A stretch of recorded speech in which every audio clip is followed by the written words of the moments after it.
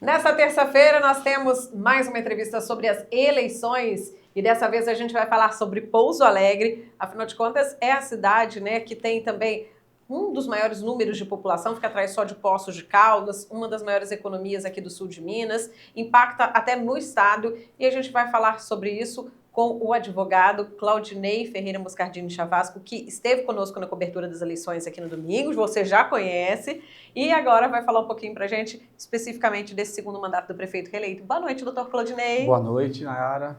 Eu queria que o senhor começasse falando o que esperar, quais devem ser os desafios para um prefeito que já estava consolidado, né, com uma diferença até grande, aí a gente vê nas urnas, com aprovação bem alta em relação à população, mas o que a gente deve esperar de desafios para o segundo mandato do prefeito Coronel Dimas? Em especial o Pouso Alegre, por estar obviamente nesse eixo Mercosul logístico, né, e estar obviamente empenhado com o crescimento econômico, não pode somente olhar para o crescimento econômico. Tem que olhar, obviamente, para o desenvolvimento, ou seja, o crescimento econômico com sustentabilidade, melhorando a qualidade de vida das pessoas acima de tudo. Esta é a proposta da Agenda 2030 da ONU, né? E nós estamos aí há 5 para 6 anos para que essa agenda seja cumprida, e Pouso Alegre, em especial, está muito longe de cumpri-la. Muito, mas muito longe de cumpri-la. Por vários motivos, não é dessa gestão, é um aspecto histórico que exige de toda a sociedade civil, e em especial, né, da própria prefeitura, do corpo de legislativo que foi eleito, né, um movimento desse sentido, né? Então, de certa maneira, dentro do que ele tem como indicação dos 4 centros de concentração da gestão dele, segurança pública, educação, né, mobilidade urbana, né, ele tem que, obviamente, focar a melhor qualidade de vida das pessoas. E aí nós estamos falando de uma cidade em desenvolvimento. Então não basta melhorar efetivamente os resultados do PIB. PIB não pode ser a única referência. Nós temos que também melhorar a qualidade de vida das pessoas. Agora a gente tem uma polarização, né? Só para lembrarmos, quando o Coronel Dimas ele estava como vice-prefeito, na época o Rafael Simões era o prefeito, depois ele assumiu para o Rafael se tornar deputado federal, e no meio a gente viu dessa corrida, já pensando nas eleições 2024, houve o racha, e com isso uma polarização muito grande na política de Pouso Alegre, algo que há algum tempo tinha ficado, parece que, adormecido. Eu queria que o senhor comentasse a esse respeito. A gente tem aí o prefeito que a todo momento defendeu os projetos dele para a prefeitura, né, e o legado que ele está deixando aí, essa continuidade para a próxima gestão, como ele falou aqui com a gente, mas, ao mesmo tempo, a gente ainda vê que parece que o município continua com essa polarização. Isso não é um tanto quanto adequado, né, principalmente no momento em que o município tem passado. Essa desinteligência, né, essa dissolução de comunicação, essa ausência de comunicação, obviamente, sim, pode gerar um prejuízo na gestão, no pragmatismo da gestão, né, na pontualidade, na assertividade, na efetividade, na eficiência. Porque, obviamente, muito das diversas propostas que são colocadas à mesa dependem do Estado, dependem da União também. Nós temos, de certa forma, a partir da Constituição de 88, uma relativa autonomia de administração financeira dos municípios. Por que relativa? Porque depende, em grande medida, dessa relação com o Estado e com a União, principalmente na divisão dos resultados, né, e no acesso a verbas, no acesso, né, a políticas que são desenvolvidas pelo Estado e também pela União. Então, de certa maneira, eu digo que a campanha acabou, né, e que precisamos agora de líderes dentro da cidade, líderes da atividade empresarial, líderes da sociedade civil, que devem se juntar e provocar, junto a esses que por desinteligência não estão conversando, que se juntem na inteligência, em caso de dúvida, o bem do povo, o bem da cidade, para continuar nesse prumo de desenvolvimento, né? Então, acho que precisamos agora dos líderes de associações civis em geral, líderes religiosos, né, os líderes empresariais do município, que aqui poderíamos citar inúmeros. Estes devem chamar essas partes que estão em desinteligências para a inteligência, para a comunicação, para a comunhão, porque sem participação de representantes na Câmara do Estado ou mesmo representantes na Câmara de Deputados Federal, nós não conseguimos caminhar sozinhos. Não tem município que consegue caminhar com as próprias pernas. A própria Constituição já colocou isso de forma expressa. há uma administração relativa, há um grau de dependência muito grande. Então é preciso que a sociedade civil como um todo, vamos assim generalizar, esses líderes possam juntar essas pessoas a um processo de convergência, de comunhão, de inteligência e não de desinteligência. Então, pela fala do senhor, essa polarização ela pode trazer um caminho de desequilíbrio para as políticas públicas para Pouso Alegre. No aspecto efetivo, muita coisa pode ficar dependente e isso não é sadio, né? Não é sadio.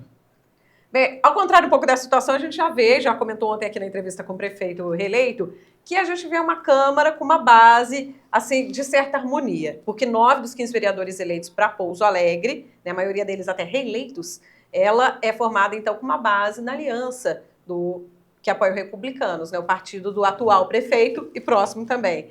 O que o senhor acha que isso vai impactar para Pouso Alegre? Bom, para Pouso Alegre, dentro da visão e dimensão democrática, não é saudável. Por quê? De certa maneira, são 9 representantes da posição. Facilita nos projetos indicados pelo Poder Executivo para que seja aprovado. Já está com maioria garantida, praticamente, né? Ademais, não é este essencial o papel dos vereadores. Não é simplesmente se posicionar na posição do Poder Executivo. Ao contrário, é fiscalizar e contraditar a posição ou a postura dada ao rumo do próprio município, nos representando, né, na qualidade de vereadores. Então, de certa maneira, né, sob esta óptica, não podemos admitir que isso seja saudável, né? Ao contrário, né, nós teríamos que ter, em parte, uma Câmara um pouco mais diversa, um pouco mais de oposição, até para poder, obviamente, alinhar os interesses dos munícipes, né, à realidade, obviamente, de propostas do município. Inclusive aumentar o nível de cobrança e assim por diante. Perceba que ontem mesmo eu ouvi no discurso do prefeito, e eu respeito esse discurso dele, que toda a população pode fazer o papel de cobrança. Sim, ela deve. Mas nós temos representantes para fazer esse papel de cobrança, que é a fiscalização, através do vereador. Então, assim, e aí se tem um corpo de vereadores só da posição, esse ambiente fica confortável para o executivo. Então a população tem que fazer, às vezes, vereadores. Bom, não estou aqui para fazer juízo de valor, mas não seria o caminho mais adequado. Então, obviamente, eu entendo a posição, mas acredito que precisaríamos ter, né, mais representantes de outros partidos de oposição na Câmara de Vereadores. Cabe um exercício àqueles que não ganharam. Muitos vereadores com mais de 1.000 votos não conseguiram entrar. Né? Muitas mulheres, né, extremamente competentes que poderiam assumir as cadeiras, faltou mobilização, faltou movimento dessas pessoas para que, obviamente, pudessem alcançar via partido um cargo, né, ou cargo de vereador e nos representar e diversificar a Câmara. Né? Nós temos um vereador que está indo para o 5º mandato. Né? É saudável? Até que ponto isso é saudável? Não é saudável.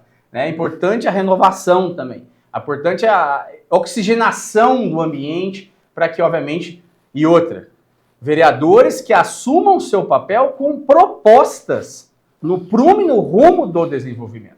Precisamos de vereadores que efetivamente tenham um corpo jurídico, um corpo de assessores que dê oxigenação aos projetos do próprio município e não fique no grau de dependência exclusivamente do Poder Executivo ou da inteligência do Poder Executivo.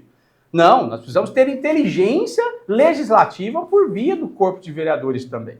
E isso faz toda a diferença no ambiente democrático, político, prático, das políticas públicas. Né? Então, eu entendo que nós temos que sair, dar um salto axiológico daquela vereança de assistencialismo. Chega, é um município que tem um prumo para o desenvolvimento. Né? Então, assim, a dimensão assistencial ela está alocada nas secretarias do próprio Poder Executivo. E ele tem orçamento para isso e lá ele cumpre. Não é papel de vereador ficar fazendo, né, às vezes, assistenciais de este daquele interesse. Não. Ele tem que estar ali fiscalizando o Poder Executivo e também contribuindo com propostas coerentes no momento que o município está passando, né, ao desenvolvimento, prumando o futuro, fazendo história. Né? Então temos que dar um salto axiológico, um salto valorativo a posição dos vereadores na Câmara, né? E é o que nós desejamos a todo mandato. E estamos aí acompanhando. Por isso, então, para a gente encerrar, é importante que eleitores, mas também mesmo quem ainda não exerceu o direito do voto, né, quem ainda não tem idade, qualquer cidadão, acompanhe as ações dos poderes executivo e também legislativo para poder tentar consolidar esse equilíbrio necessário, esse crescimento saudável de Pouso Alegre. Esse crescimento saudável, dialético, sinalagmático, né, construtivo. E aí temos aqui um número alarmante, mais de 30 mil pessoas não votaram em Pouso Alegre. Isso é muito assustador. Foi uma omissão de protesto? Não sei. Não estou aqui para fazer juízo de valores, né?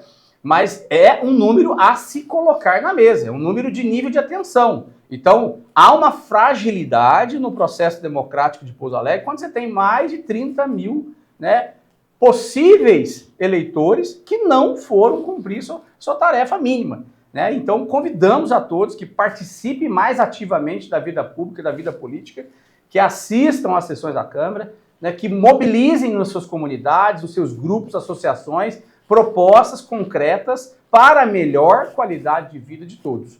Né? E não deixem tão somente aqueles que foram representados ou são nossos representantes, né? Seja no Poder Executivo ou no Poder Legislativo. Então, cabe um salto axiológico também da população, né, no movimento ao desenvolvimento. Muito obrigada, doutor Claudinei, por contribuir aqui com a gente, para a gente ampliar, né, o pensamento a respeito da política, das eleições e de tudo que impacta na vida de cada um de nós. Sem dúvida. Muito obrigada.